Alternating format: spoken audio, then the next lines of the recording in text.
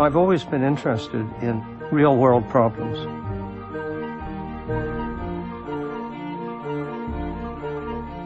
When I ran into my first computer, I thought, wow.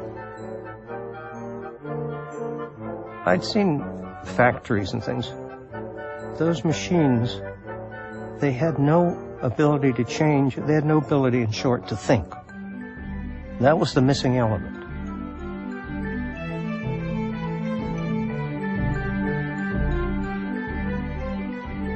I had to write a couple of programs, and I could see the possibilities. You could do anything with a computer. I was convinced that computers would really change the world. If you have time for a story, I'll tell you why.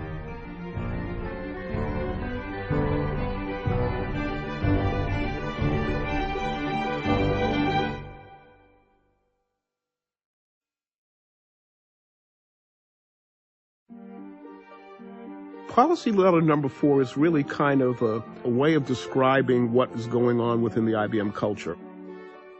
It's a letter written by T.J. Watson, Jr. back in 1953. He was negotiating to build plants in southern states.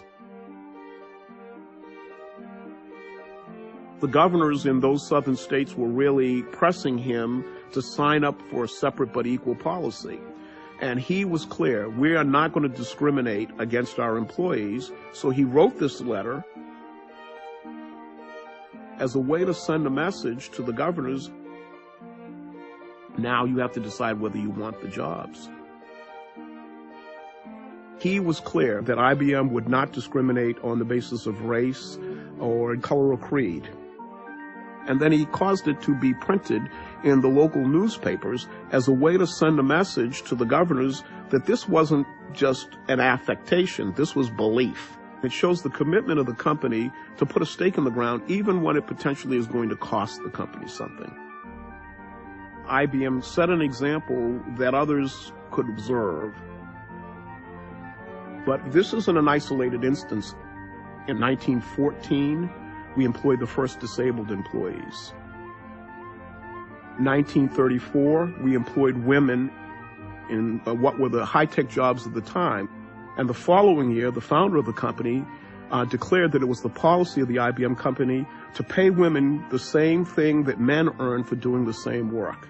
This is like 30 years before any civil rights statute in the United States obligated us to do it. In 1984, you see IBM declaring that it will not discriminate against people on the basis of sexual orientation. 2005, we set a policy that said we weren't going to discriminate against people on the basis of information that we could glean from their genetic makeup.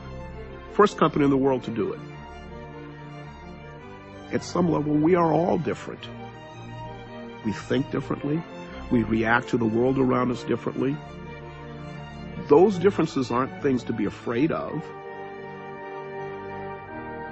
They are, in fact, the things that drive innovation and creativity and the ability to adapt to the world.